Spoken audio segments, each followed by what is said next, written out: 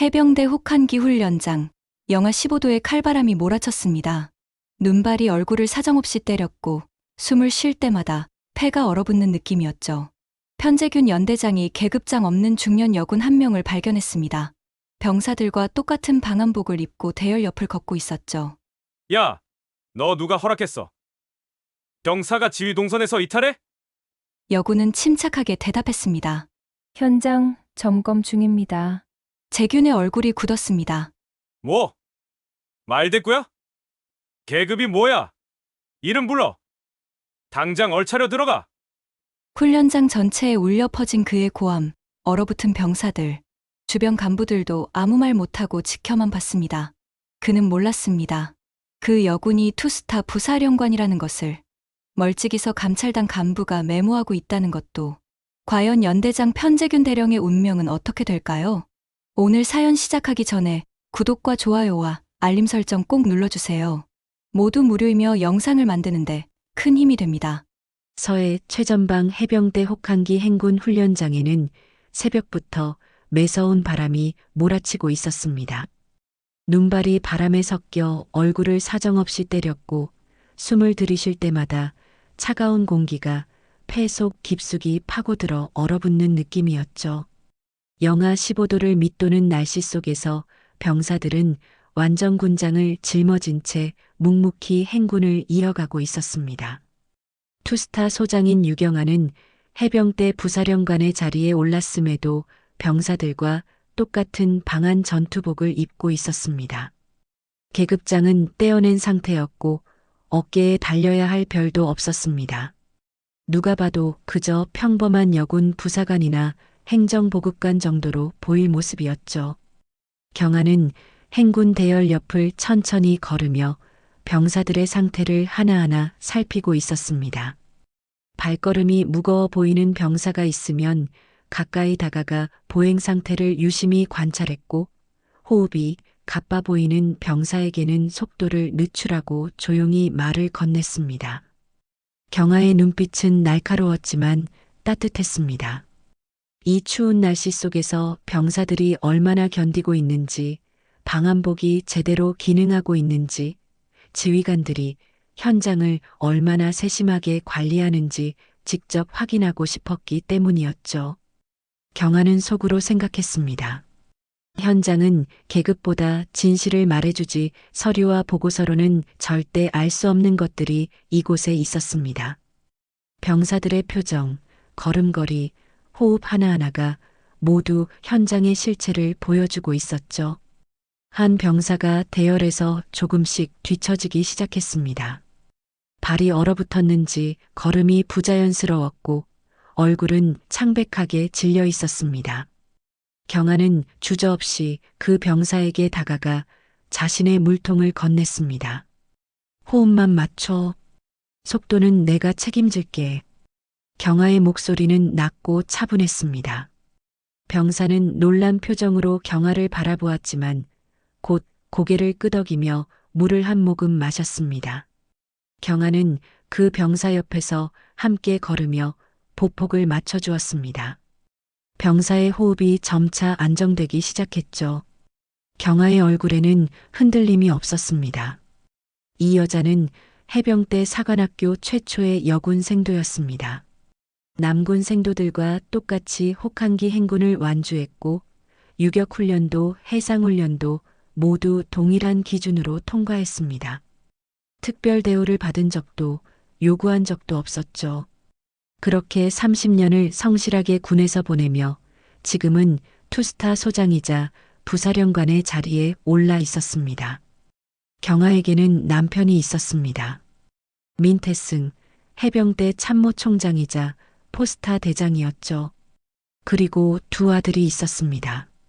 장남 민다우는 해병대 사관학교 3학년 생도였고 차남 민채우는 1학년 생도였습니다. 부모 모두 장성이고 아들 둘 모두 사관학교에 다니는 집안이었습니다. 하지만 이 사실을 아는 사람은 극히 드물었습니다.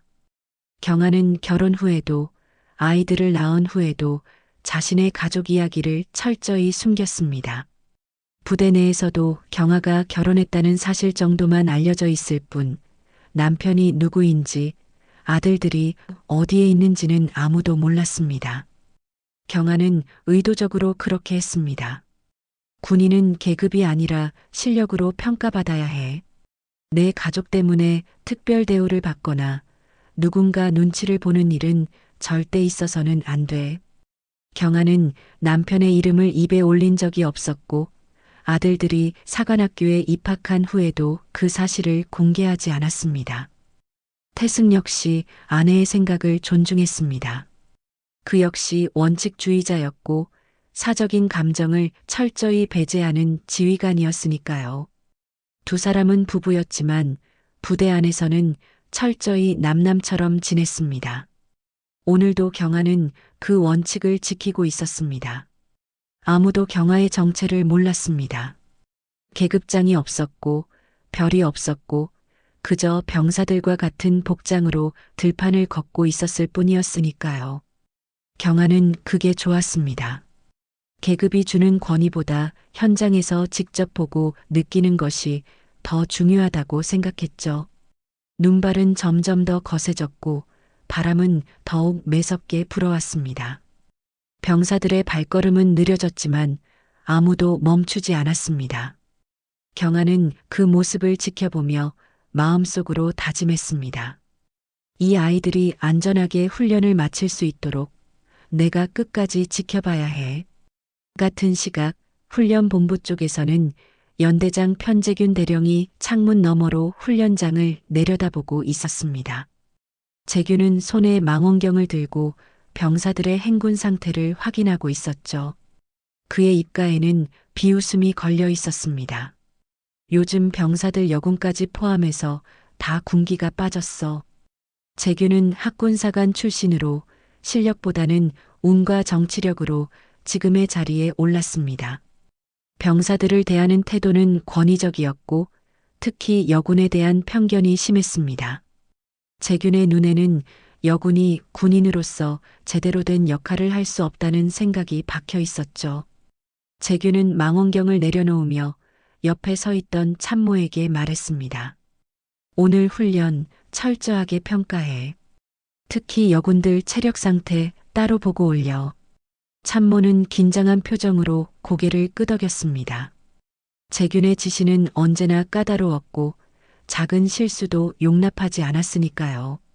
재균은 다시 창밖을 바라보았습니다. 눈 덮인 들판 위를 걷고 있는 병사들의 모습이 작게 보였습니다. 재균은 그들을 보며 만족스러운 표정을 지었습니다. 자신의 지휘 아래 훈련이 계획대로 진행되고 있다고 생각했죠. 하지만 재균은 아직 몰랐습니다.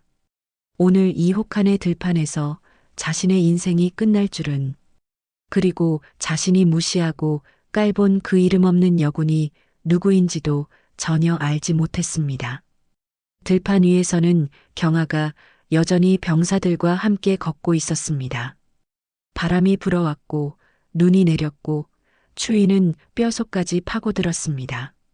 하지만 경아의 발걸음은 흔들리지 않았습니다. 편재균 대령은 훈련본부에서 더 이상 지켜볼 수가 없었습니다.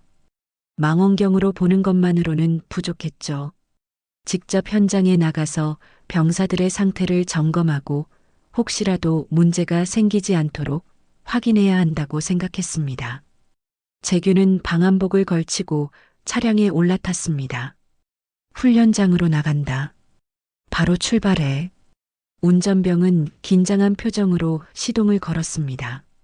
재균이 직접 현장에 나간다는 것은 보통 일이 아니었으니까요. 뭔가 문제가 생기거나 재균의 눈에 거슬리는 일이 있으면 누군가는 호통을 들을 게 분명했습니다. 차량은 눈 덮인 길을 달려 훈련장 가까이 도착했습니다. 재균은 차에서 내리자마자 행군 중인 병사들의 대열을 향해 걸어갔습니다. 병사들은 묵묵히 앞만 보며 걷고 있었고 대열은 흐트러짐 없이 유지되고 있었습니다. 재균은 날카로운 눈빛으로 병사들을 하나하나 훑어보기 시작했습니다. 복장 상태, 보행 속도, 표정까지 모든 것을 점검했죠.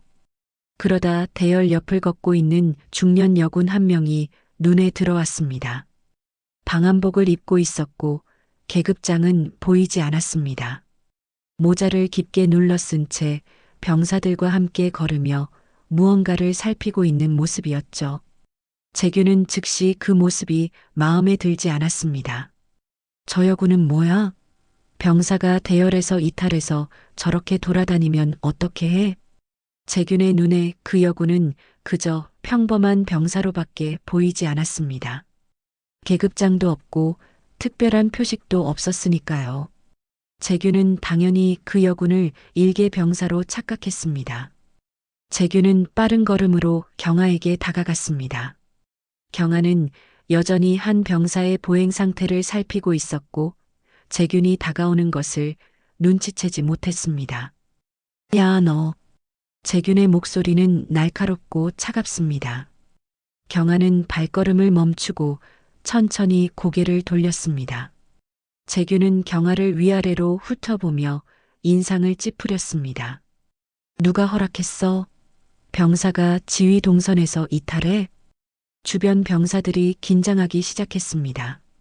연대장이 직접 현장에 나와서 누군가를 지적하고 있었으니까요.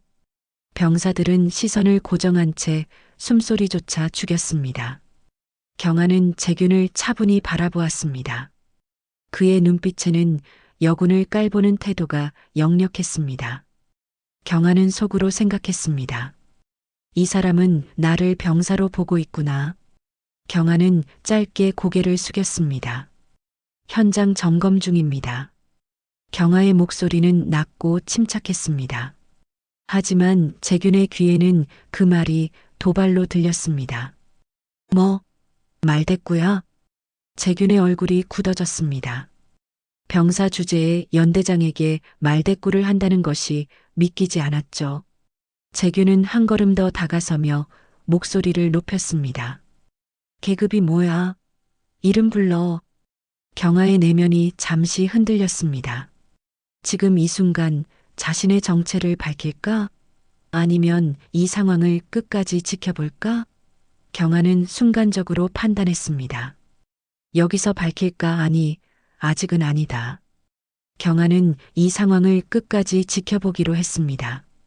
재균이 병사를 어떻게 대하는지, 여군을 어떤 시선으로 바라보는지 직접 확인하고 싶었습니다. 보고서와 서류로는 알 수 없는 지휘관의 본 모습을 보고 싶었죠. 경아는 침묵했습니다. 재균은 그 침묵이 더욱 거슬렸습니다. 대답 안 해? 얼차려 들어가. 재균의 목소리는 훈련장 전체에 울려 퍼졌습니다. 주변 병사들이 움찔했습니다. 연대장이 공개적으로 얼차려를 명령한 것이었죠.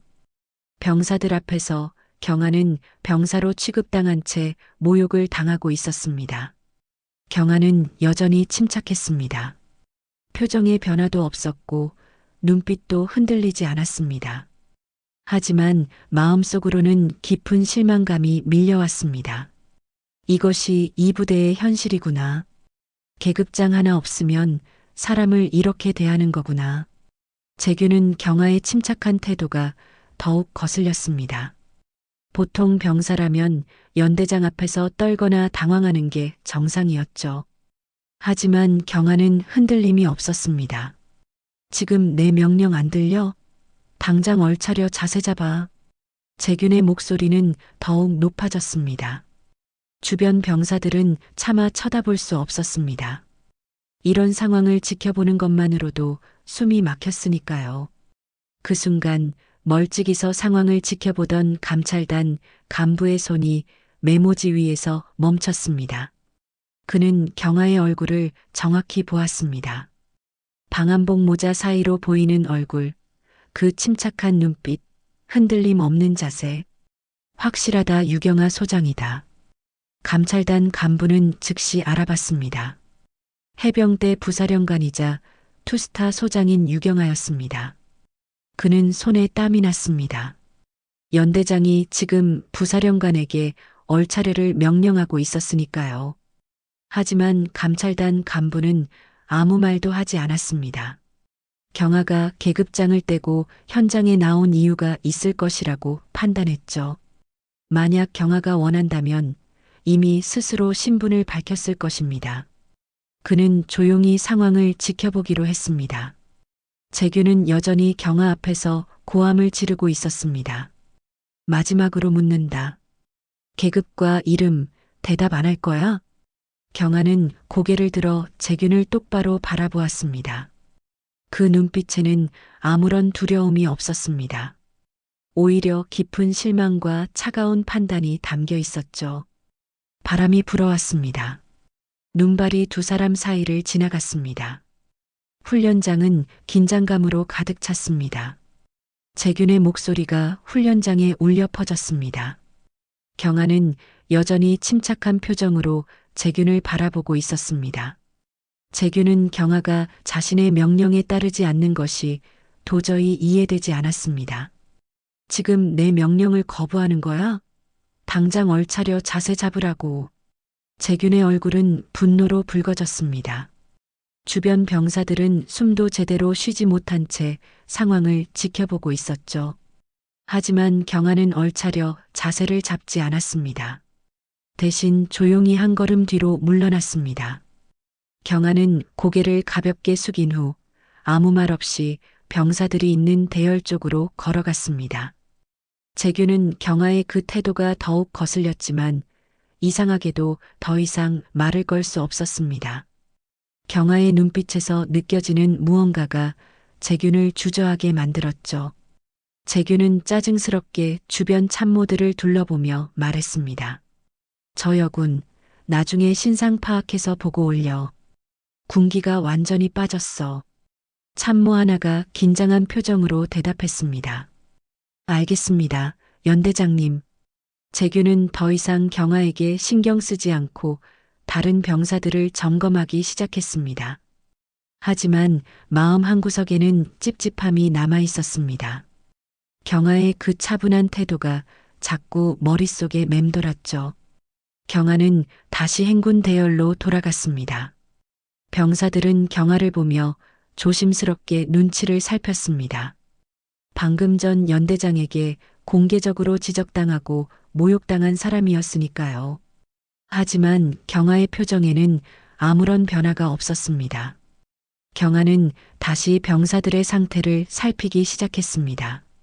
발걸음이 무거워 보이는 병사에게 다가가 조용히 말을 건넸고 호흡이 가빠 보이는 병사에게는 속도를 조절하라고 조언했습니다. 마치 아무 일도 없었던 것처럼 자연스럽게 행동했죠. 한 병사가 조심스럽게 경아에게 다가왔습니다. 그 병사는 조금 전 경아가 물을 건네준 병사였습니다. 병사는 낮은 목소리로 속삭였습니다. 아까 괜찮으십니까? 병사의 목소리에는 걱정이 가득했습니다. 연대장에게 저렇게 공개적으로 모욕당하면 보통 사람은 견디기 힘들었으니까요. 병사는 경아가 마음이 상했을 거라고 생각했습니다. 경아는 병사를 바라보며 미소만 지었습니다. 그 미소는 따뜻했고 아무런 원망도 담겨 있지 않았습니다. 해병이면 다 겪는 거야. 경아의 목소리는 담담했습니다. 하지만 그 짧은 한마디가 병사의 가슴을 세게 때렸습니다. 병사는 경아가 단순히 참고 견디는 것이 아니라 진심으로 그렇게 생각하고 있다는 것을 느꼈죠. 병사는 고개를 끄덕였지만 마음속으로는 깊은 존경심이 생겨났습니다. 저분은 평범한 사람이 아니야. 병사는 본능적으로 느꼈습니다. 경아에게는 뭔가 다른 사람과 다른 기운이 있었습니다.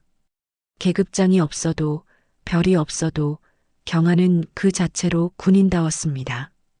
행군은 계속되었습니다. 눈발은 점점 더 거세졌고 바람은 더욱 매섭게 불어왔습니다. 병사들은 묵묵히 앞만 보며 걸었고 경아는 그들 곁에서 함께 걸었습니다. 해가 지고 어둠이 내려왔습니다. 훈련장에는 천막들이 설치되었고 병사들은 하루의 행군을 마치고 휴식을 취하기 시작했습니다. 경아 역시 배정된 천막으로 들어갔습니다. 천막 안은 어두웠고 추웠습니다. 경아는 배낭을 내려놓고 조용히 앉았습니다. 그리고 천천히 장갑을 벗기 시작했습니다. 손가락은 얼어붙어 있었습니다. 감각이 둔해져 있었고 손가락을 움직이려고 하니 통증이 느껴졌습니다. 경아는 손가락을 하나하나 주무르며 혈액순환을 시켰습니다. 경아는 자신의 손을 바라보며 생각했습니다. 계급을 떼면 사람이 보인다. 그리고 계급만 믿는 자의 민낯도. 오늘 하루 동안 경아는 많은 것을 보았습니다. 재균이 병사들을 대하는 태도, 여군을 바라보는 시선, 계급장 하나 없는 사람을 어떻게 취급하는지 모든 것이 명확하게 보였습니다. 경아는 실망했지만 동시에 확신했습니다. 이런 지휘관은 해병대에 있어서는 안 된다고. 계급은 권위가 아니라 책임이라는 것을 모르는 사람은 군인이 될 자격이 없다고 생각했습니다. 경아는 천막 밖을 바라보았습니다. 눈은 여전히 내리고 있었고 바람 소리가 천막을 흔들었습니다. 경아는 깊은 숨을 내쉬며 눈을 감았습니다. 같은 시각 서울 해병대 사관학교 기숙사에서는 생도들이 저녁 일과를 마치고 휴식을 취하고 있었습니다.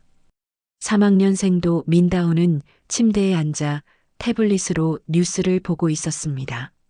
화면에는 해병대 혹한기 훈련 관련 뉴스가 흘러나오고 있었습니다.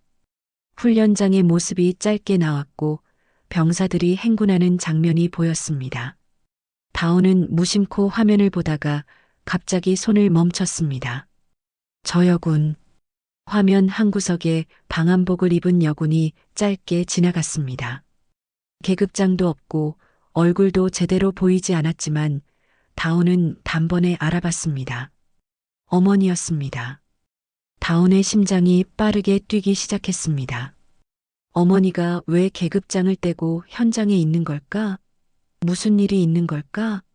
다온은 화면을 다시 돌려보며 확인했습니다. 틀림없었습니다. 어머니 유경아였습니다. 1학년생도 민채훈이 형의 방으로 들어왔습니다. 채훈은 형의 표정이 굳어 있는 것을 보고 걱정스럽게 물었습니다. 형, 왜 그래? 다온은 화면을 끄고 채훈을 바라보았습니다. 다온의 눈빛은 진지했습니다. 다온은 잠시 고민하다가 낮게 말했습니다. 아무 말하지 마. 아직은. 채훈은 형의 말뜻을 이해하지 못했지만 형의 표정이 심상치 않다는 것은 느꼈습니다. 무슨 일인데? 다온은 고개를 저었습니다. 나중에 얘기해 줄게. 지금은 지켜봐야 할 것 같아. 다온은 마음속으로 어머니를 떠올렸습니다. 어머니는 언제나 조용했고 침착했고 자신의 감정을 드러내지 않았습니다. 하지만 다온은 알고 있었습니다. 어머니가 무언가를 결심하면 끝까지 밀고 나간다는 것을. 어머니, 무슨 일을 하고 계신 거예요? 혹한기 훈련이 끝나고 며칠 후 해병대 본부에서는 훈련 평가 결과가 발표되었습니다. 편재균 대령이 지휘한 연대는 전체적으로 높은 점수를 받았습니다. 특히 병사들의 체력 관리와 훈련 통솔 부분에서 좋은 평가를 받았죠. 상급 부대에서 보낸 평가서에는 이렇게 적혀 있었습니다. 강력한 통솔력으로 혹한기 훈련을 성공적으로 완수함. 병사들의 군기 확립과 훈련 태세가 우수함. 재균은 그 평가서를 받아들고 만족스러운 표정을 지었습니다. 자신의 방식이 옳았다는 확신이 들었죠. 재균은 평가서를 책상 위에 올려놓으며 혼잣말로 중얼거렸습니다. 역시 군대는 이렇게 다뤄야 해. 재균은 참모들을 회의실로 불러 모았습니다. 참모들은 긴장한 표정으로 자리에 앉았습니다. 재균은 평가서를 들어보이며 말했습니다. 봐라. 군은 이렇게 다루는 거야. 재균의 목소리에는 자신감이 넘쳐났습니다. 참모들은 조심스럽게 고개를 끄덕였습니다. 재규는 계속 말을 이어갔습니다. 요즘 말이야, 여군이니 감성 리더십이니 하면서 너무 약하게 나가는 거 아니야? 그런 거 다 헛소리야. 재규는 테이블을 손으로 툭 치며 말했습니다. 군인은 강해야 해. 약하면 살아남을 수 없어. 내가 혹한기 때 그 여군한테 호통친 거 알지? 바로 그런 정신을 심어주려고 한 거야. 참모들은 서로 눈치를 보며 아무 말도 하지 못했습니다. 재균의 말에 동의하지 않는 사람도 있었지만 감히 반박할 수는 없었죠. 재균은 더욱 거칠어졌습니다. 앞으로도 이런 식으로 나갈 거야. 누가 뭐래도 내 방식이 맞다는 게 증명됐으니까. 회의가 끝나고 참모들이 나간 후 재균은 홀로 사무실에 남았습니다. 재균은 창밖을 바라보며 흡족한 표정을 지었습니다. 상부의 평가는 재균에게 더 큰 자신감을 주었고 동시에 더 큰 오만함을 불러일으켰습니다. 그날 밤 재균은 아내 김진주에게 전화를 걸었습니다. 진주는 서울에 있는 자신의 작업실에서 디자인 작업을 하고 있었습니다. 진주는 프리랜서 디자이너로 경제적으로 독립적이었고 자신의 일에 집중하며 살아가고 있었죠. 재균과 진주는 둘 다 일에 몰두하느라 40을 넘긴 늦은 나이에 결혼했습니다. 재균은 군 생활에 집중하고 싶었고 진주도 자신의 커리어를 포기하고 싶지 않았기에 두 사람은 자녀를 갖지 않기로 합의했습니다. 결혼 5년이 넘었지만 두 사람의 생활은 여전히 각자의 일을 중심으로 돌아갔습니다. 전화벨이 울렸고 진주는 작업을 멈추고 전화를 받았습니다. 여보세요? 나야. 지금 작업 중이야? 재균의 목소리가 들려왔습니다. 진주는 모니터를 보며 대답했습니다. 응, 클라이언트 마감이 내일이라 좀 바빠. 오늘도 일 잘했어? 재균의 목소리에는 기분 좋은 기운이 묻어났습니다. 진주는 재균의 기분이 좋다는 것을 느꼈습니다. 당연하지. 요즘 뉴스에도 나와. 훈련 잘했다고 상부에서 칭찬받았어. 진주는 잠시 멈칫했습니다. 며칠 전 우연히 본 뉴스가 떠올랐기 때문이었죠. 혹한기 훈련 관련 뉴스였는데 연대장이 현장에서 여군 병사에게 호통쳤다는 내용이 짧게 언급되었습니다. 진주는 조심스럽게 물었습니다. 혹한기 훈련에서 여군 병사한테 호통쳤다던데. 재균은 웃음을 터뜨렸습니다. 전혀 개의치 않는 태도였죠. 그거 군대는 그런 거야. 애들 정신 차리게 해주는 거지. 요즘 병사들이 너무 나약해. 특히 여군들은 더하고. 진주는 더 묻지 않았습니다. 하지만 마음 한켠이 서늘했습니다. 재균의 말투에서 느껴지는 거칠음과 여군을 대하는 태도가 불편했죠. 진주는 재균과 결혼한 지 5년이 넘었지만 가끔 재균의 이런 모습이 낯설게 느껴질 때가 있었습니다. 그래, 고생했어. 진주는 짧게 대답하고 대화를 마무리하려 했습니다. 재균은 만족스러운 목소리로 말했습니다. 이번에 잘하면 진급도 빠를 거야. 준장 진급 심사가 곧 있거든. 그렇구나. 잘 됐네. 그래, 그럼 일 마저 해. 나도 정리하고 들어갈게. 전화가 끊겼습니다. 진주는 전화기를 내려놓고 한동안 멍하니 앉아 있었습니다. 모니터 화면에는 디자인 작업이 절반쯤 완성되어 있었지만 진주는 집중할 수가 없었습니다. 진주는 재균이 말한 내용을 곱씹어 보았습니다. 애들 정신 차리게 해주는 거지. 그 말이 자꾸 귓가에 맴돌았습니다. 진주는 재균이 군인이라는 것을 알고 있었고 군대 문화가 엄격하다는 것도 이해하고 있었습니다. 하지만 오늘 재균의 말투에는 뭔가 다른 것이 섞여 있었습니다. 진주는 고개를 저으며 다시 작업에 집중하려 했습니다. 하지만 마음속 불편함은 쉽게 사라지지 않았습니다. 진주는 창밖을 바라보며 깊은 숨을 내쉬었습니다. 같은 시각 해병대 본부에서는 경하가 보고서를 정리하고 있었습니다. 혹한기 훈련 결과와 현장 점검 내용이 담긴 보고서였죠. 경하는 보고서를 읽으며 재균의 이름을 보았습니다. 상부의 평가는 좋았지만 경하는 다르게 생각하고 있었습니다. 혹한기 훈련 종료 후 일주일이 지났습니다. 해병대 본부 대강당에는 훈련에 참가했던 간부들이 모두 모여 있었습니다. 훈련 종료 브리핑이 예정되어 있었죠. 보통은 형식적인 자리였지만 오늘은 분위기가 달랐습니다. 대강당 안은 긴장감으로 가득했습니다. 참석한 간부들은 서로 눈치를 보며 수군거렸습니다. 감찰단이 직접 브리핑을 진행한다는 소식이 들렸기 때문이었죠. 보통 감찰단이 나선다는 것은 뭔가 문제가 생겼다는 의미였습니다. 편재균 대령은 앞줄에 앉아 있었습니다. 재균은 여유로운 표정을 짓고 있었지만 속으로는 약간의 불안감이 있었습니다. 혹한기 훈련 중 여군에게 호통친 일이 문제가 된 건 아닐까 하는 생각이 스쳐 지나갔죠. 하지만 재균은 곧 고개를 저었습니다. 설마 상부에서도 좋은 평가를 받았는데 무슨 문제가 있겠어? 재균은 자신의 판단이 옳다고 확신했습니다. 군기를 바로잡는 것은 지휘관의 당연한 역할이라고 생각했죠. 정각 오전 10시 감찰단장이 단상에 올라왔습니다.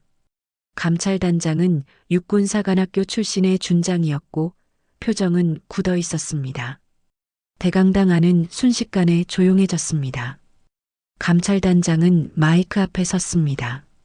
그는 참석한 간부들을 천천히 둘러보았습니다. 시선이 재균에게 잠시 머물렀다가 지나갔습니다. 재균은 왠지 모를 불안감을 느꼈습니다. 감찰단장이 입을 열었습니다. 이번 혹한기 훈련 중 중대한 인권 및 지휘권 남용 사례가 확인되었습니다. 대강당 안에 웅성거림이 퍼졌습니다. 간부들은 놀란 표정으로 서로를 쳐다보았습니다. 재균의 얼굴이 굳었습니다. 심장이 빠르게 뛰기 시작했죠. 감찰단장은 계속 말을 이어갔습니다. 훈련 중 한 연대장이 현장 점검 중이던 인원에게 계급을 확인하지 않고 공개적으로 모욕을 주었습니다. 해당 연대장은 상대방을 일개 병사로 착각하고 얼차려를 명령했으며 여군이라는 이유로 차별적인 발언을 했습니다. 재균의 머릿속이 복잡해지기 시작했습니다. 혹한기 훈련 중 방한복을 입은 여군에게 호통쳤던 일이 떠올랐습니다. 하지만 재균은 여전히 자신의 행동이 문제라고 생각하지 않았습니다. 그건 그냥 군기를 잡은 거였어. 뭐가 문제야? 감찰단장의 목소리가 다시 들려왔습니다. 해당 사례의 피해자는 감찰단장이 잠시 말을 멈췄습니다. 대강당 안은 숨소리조차 들리지 않을 만큼 조용해졌습니다. 모든 사람들이 다음 말을 기다리고 있었죠.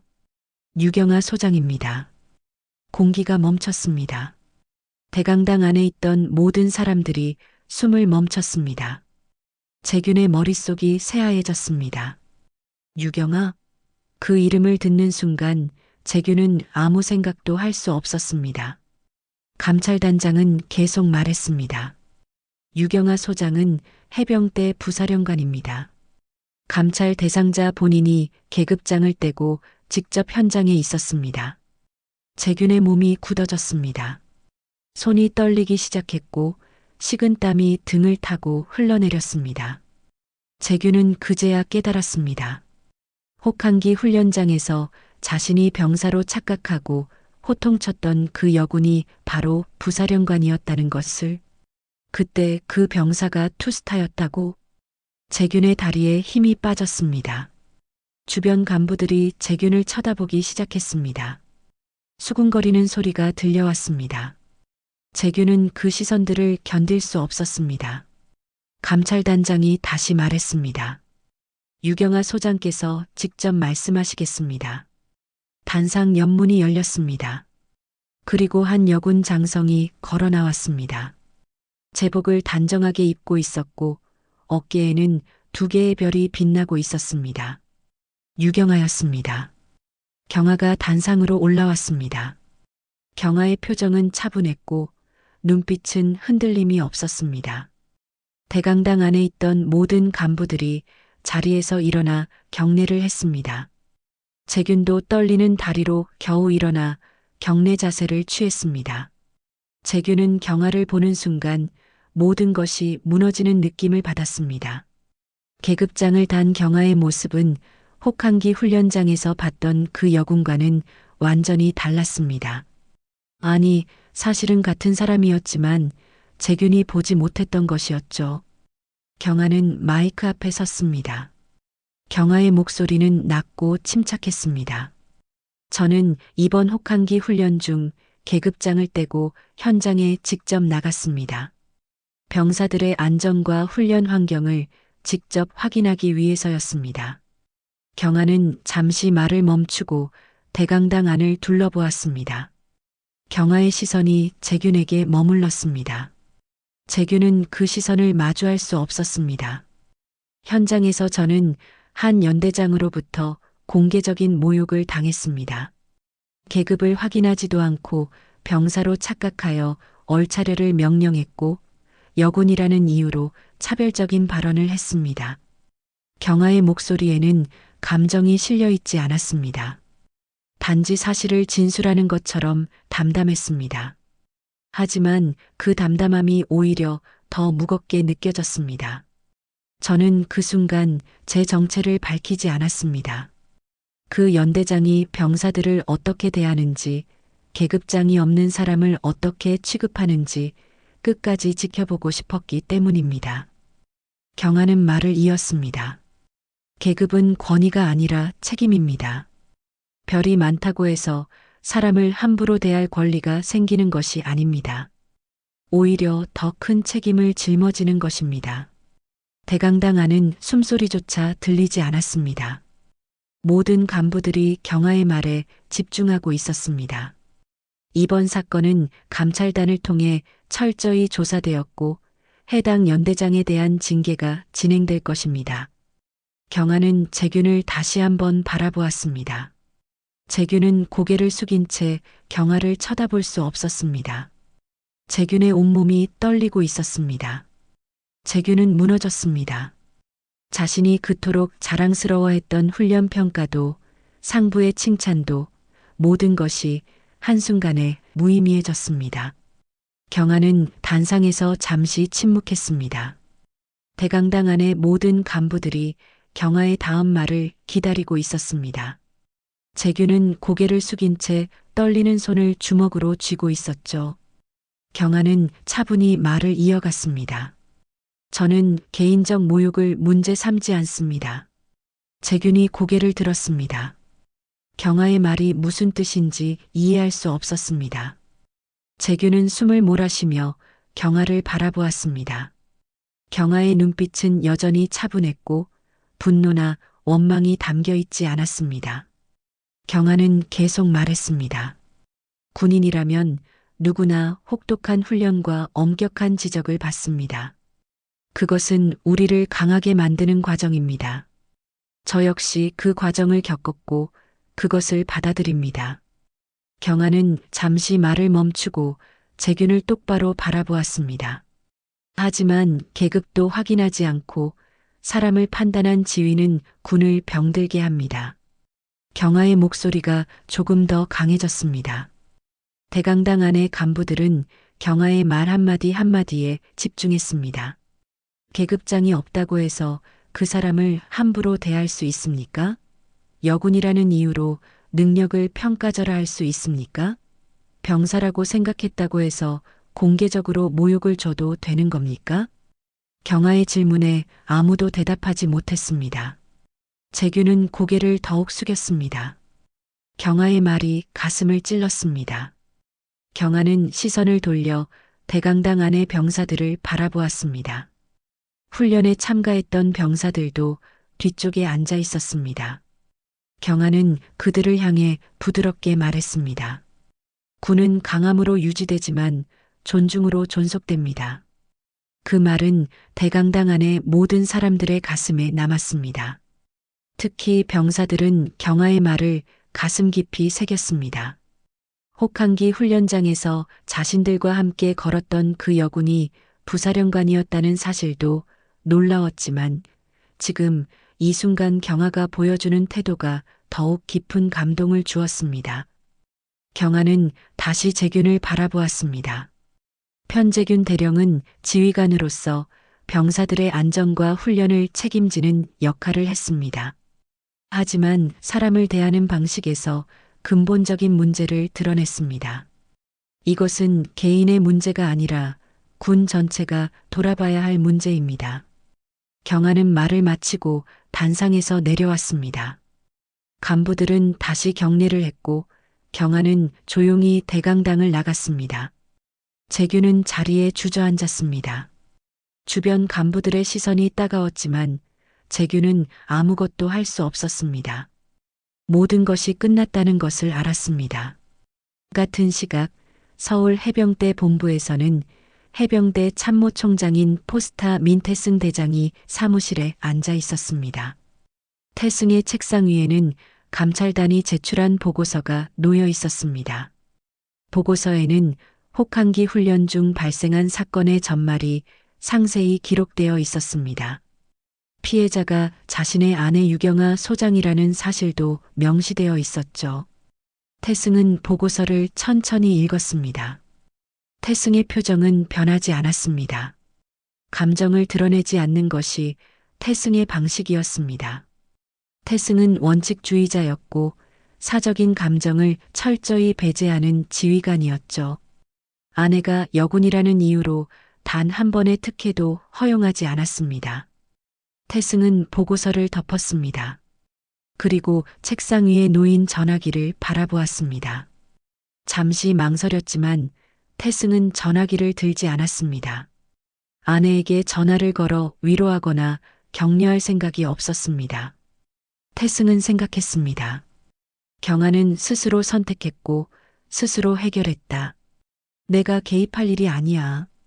태승은 보고서 마지막 장에 있는 징계 의견서를 펼쳤습니다. 감찰단은 편재균 대령에 대한 강제 전역을 건의하고 있었습니다. 태승은 그 내용을 꼼꼼히 읽었습니다. 태승은 펜을 들었습니다. 그리고 결재란에 사인을 했습니다. 강제 전역. 태승의 사인은 단호했고 흔들림이 없었습니다. 태승은 사인을 마치고 보고서를 서랍에 넣었습니다. 그리고 창밖을 바라보았습니다. 서울 하늘은 맑았고 햇살이 따뜻하게 내리쪼이고 있었습니다. 태승은 혼잣말로 중얼거렸습니다. 군은 혈연이 아니라 규율로 움직인다. 태승의 목소리는 낮고 차분했습니다. 태승은 아내를 사랑했지만 군인으로서의 원칙을 더 중요하게 여겼습니다. 그것이 태승의 방식이었고 경하도 그것을 이해하고 있었습니다. 같은 시각 해병대 사관학교 기숙사에서는 다운과 채운이 뉴스를 보고 있었습니다. 화면에는 혹한기 훈련 사건에 대한 뉴스가 나오고 있었습니다. 두 사람은 말없이 화면을 바라보았습니다. 다운은 어머니의 모습을 보며 생각했습니다. 어머니는 늘 이렇게 살아왔구나. 조용히 하지만 흔들림 없이. 채우는 주먹을 꽉 쥐었습니다. 어머니를 무시한 연대장에 대한 분노가 치밀어 올랐지만 동시에 어머니가 보여준 태도에 깊은 존경심을 느꼈습니다. 브리핑이 끝난 후 편재균은 대강당을 빠져나왔습니다. 복도에는 아무도 없었습니다. 재균은 비틀거리며 벽에 기댔습니다. 다리에 힘이 없었고 숨쉬기조차 힘들었습니다. 재균의 머릿속은 혼란스러웠습니다. 방금 전 경하가 했던 말들이 계속 맴돌았습니다. 계급도 확인하지 않고 사람을 판단한 지위는 군을 병들게 합니다. 그 말이 귀에서 떠나지 않았죠. 재균은 사무실로 돌아가지 못했습니다. 간부들의 시선을 마주할 자신이 없었습니다. 재규는 건물 뒤편으로 걸어가 주차장에 있는 자신의 차에 올라탔습니다. 시동을 걸고 부대를 빠져나왔습니다. 어디로 가야 할지 몰랐습니다.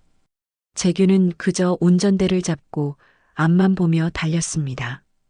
도로 위에 차들이 지나갔고 신호등이 바뀌었고 사람들이 걸었습니다. 하지만 재균의 눈에는 아무것도 들어오지 않았습니다. 몇 시간을 헤매다 재균은 결국 집으로 향했습니다. 서울 외곽에 있는 작은 아파트였습니다. 재균과 진주가 함께 사는 곳이었죠. 재균은 현관문을 열고 안으로 들어갔습니다. 거실에는 진주가 앉아 있었습니다. 노트북을 앞에 놓고 작업을 하고 있었지만 재균이 들어오는 소리를 듣고 고개를 들었습니다. 진주의 표정은 평소와 달랐습니다. 차갑고 단단했습니다. 재균은 소파에 주저앉았습니다. 아무 말도 할 수 없었습니다. 진주는 재균을 바라보며 조용히 말했습니다. 저녁이래. 재균은 고개를 들었습니다. 진주가 어떻게 알았는지 물을 필요도 없었습니다. 뉴스에 이미 나왔을 것이고 진주는 당연히 봤을 것이었죠. 재균은 아무 말도 못했습니다. 변명할 말도 해명할 말도 떠오르지 않았습니다. 재균은 그저 고개를 숙인 채 바닥만 바라보았습니다. 진주는 노트북을 덮었습니다. 그리고 재균을 똑바로 바라보며 말했습니다.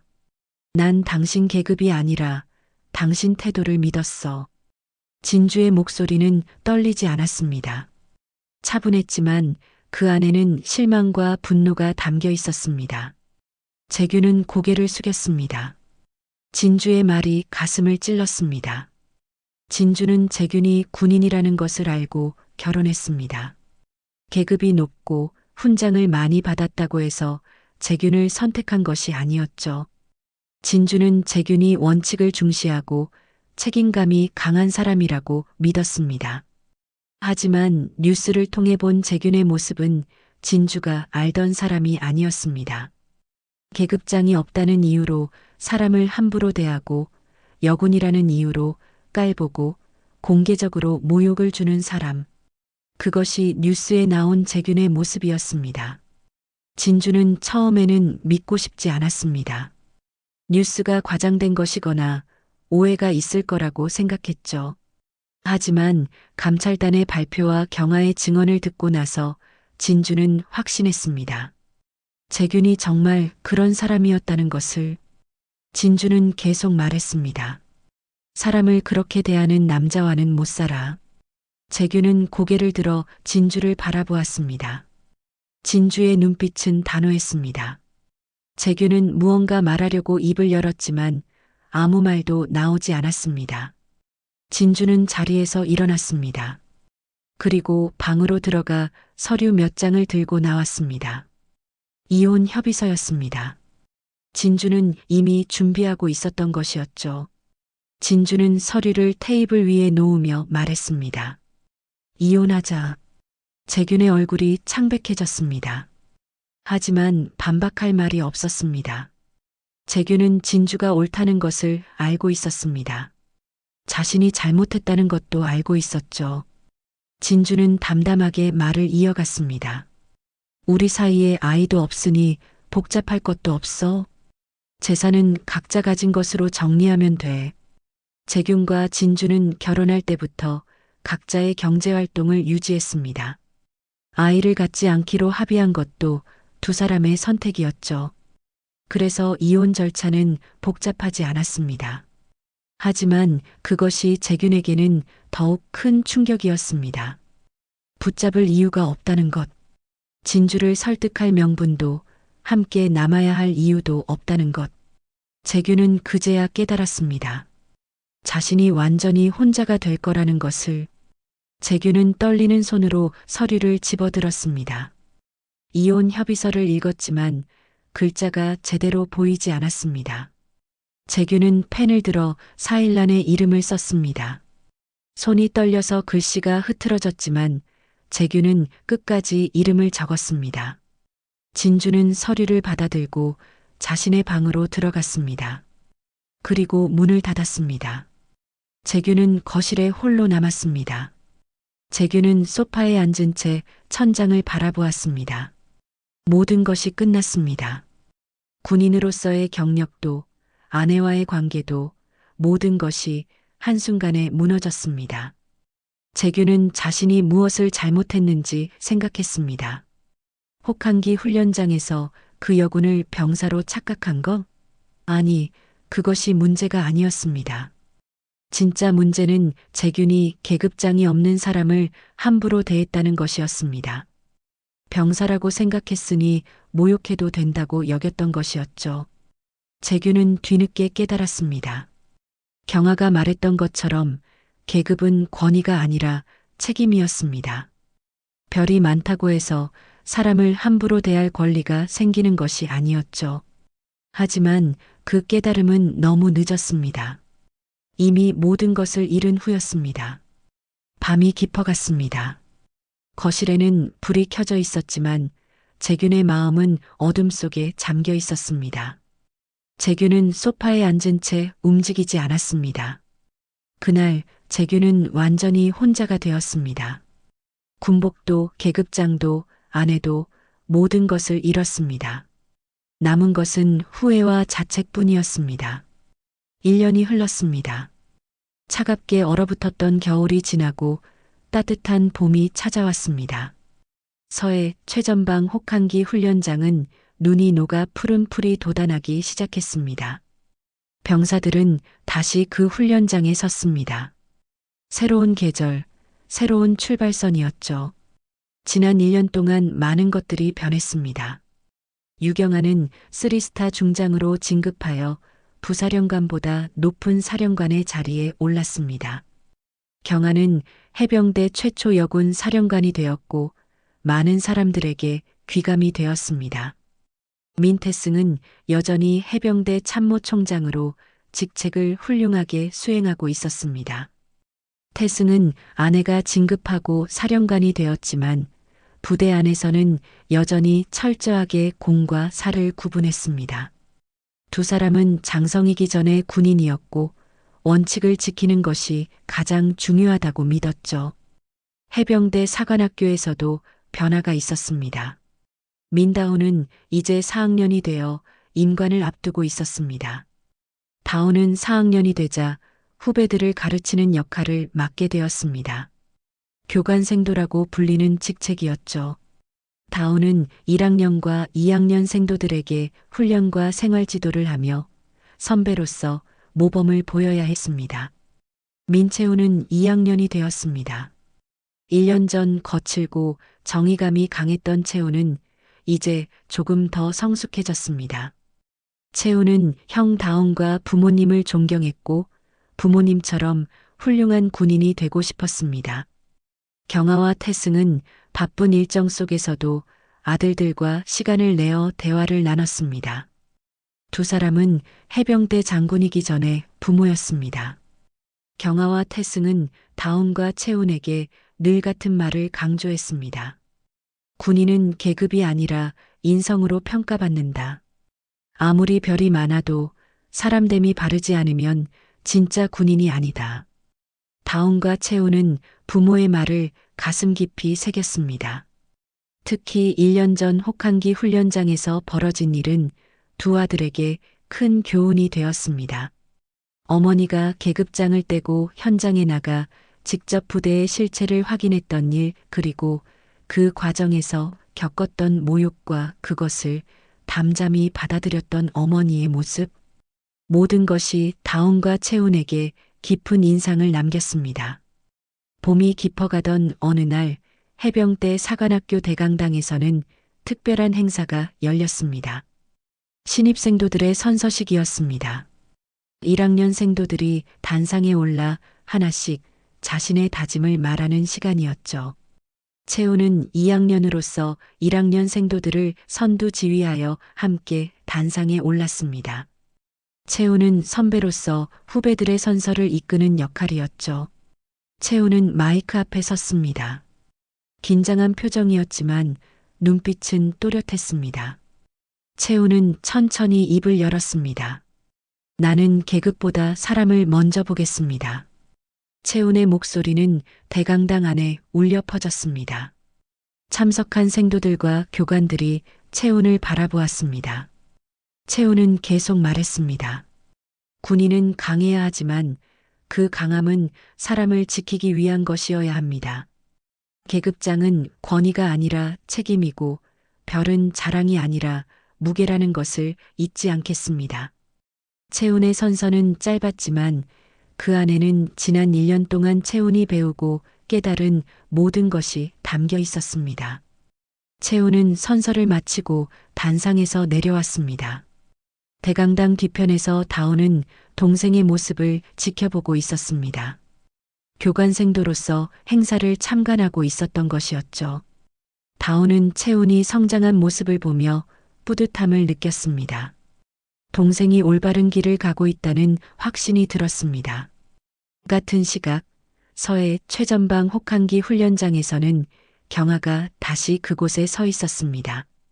경아는 다시 계급장을 떼고 병사들과 같은 복장으로 현장에 나왔습니다. 1년 전과 똑같은 모습이었죠. 하지만 이번에는 달랐습니다. 병사들이 경아를 알아봤습니다. 계급장이 없어도 별이 없어도 병사들은 경아가 누구인지 알고 있었습니다. 경아가 훈련장에 나타나자 병사들이 먼저 경례를 했습니다. 경아는 잠시 놀란 표정을 지었지만 곧 미소를 지으며 답례했습니다. 병사들의 눈빛에는 존경과 신뢰가 담겨 있었습니다. 계급장 때문이 아니라 경아라는 사람 자체를 존경하는 것이었죠. 경아는 병사들과 함께 걸으며 훈련 상태를 점검했습니다. 1년 전처럼 병사들에게 말을 건넸고 보행 상태를 살폈고 호흡을 확인했습니다. 병사들은 경아를 따랐고 경아의 말에 귀 기울였습니다. 경아는 속으로 생각했습니다. 군은 사람으로 완성된다. 계급과 제도와 규율도 중요하지만 결국 군을 움직이는 것은 사람이었습니다. 서로를 존중하고 서로를 믿고 서로를 지켜주는 사람들. 그것이 진짜 군대를 만드는 것이었죠. 훈련이 끝나고 병사들이 막사로 돌아갔습니다. 경아는 홀로 훈련장에 남아 저녁 노을을 바라보았습니다. 하늘은 붉게 물들어 있었고 바람은 따뜻하게 불어왔습니다. 경아는 1년 전을 떠올렸습니다. 차가운 눈발이 얼굴을 때리던 날 연대장에게 모욕을 당했던 순간, 그리고 그 모든 과정을 침착하게 견뎌냈던 시간들, 그 모든 것이 지금의 변화를 만들었습니다. 편재규는 전역 후 사회로 나가 아내와 이혼했고 군복도 벗었고 모든 것을 잃었습니다. 재규는 군 생활하면서 모아둔 돈으로 편의점을 차려 편의점 사장이 되었습니다. 편의점 사장이 된 후 재규는 이전과 달리 알바생들을 늘 존중했습니다. 하지만 재균의 사건은 해병대 전체에 큰 교훈을 남겼습니다. 그날 이후 혹한기 훈련장에서는 이런 말이 간부들 사이에 전해지기 시작했습니다. 계급을 몰라도 품격은 알아봐야 한다. 그 말은 단순한 격언이 아니었습니다. 실제로 있었던 사건에서 나온 교훈이었고 모든 군인들이 새겨야 할 진리였습니다. 경아는 훈련장을 천천히 걸으며 다시 한번 생각했습니다. 계급은 권위가 아니라 책임이고 별은 자랑이 아니라 무게라는 것. 그리고 진짜 군인은 계급장으로 평가받는 것이 아니라 사람됨으로 평가받는다는 것. 봄바람이 불어왔습니다. 훈련장에는 푸른 풀이 자라나고 있었고 새들이 지저귀고 있었습니다. 겨울은 끝났고 새로운 계절이 시작되었습니다. 경아는 훈련장을 떠나 차에 올랐습니다. 그리고 부대로 돌아가는 길에 생각했습니다. 앞으로도 이런 일들이 계속될 것이고 경아는 계속해서 현장을 지켜볼 것이라고, 계급장을 떼고 병사들과 함께 걸으며 진짜 군대의 모습을 확인할 것이라고.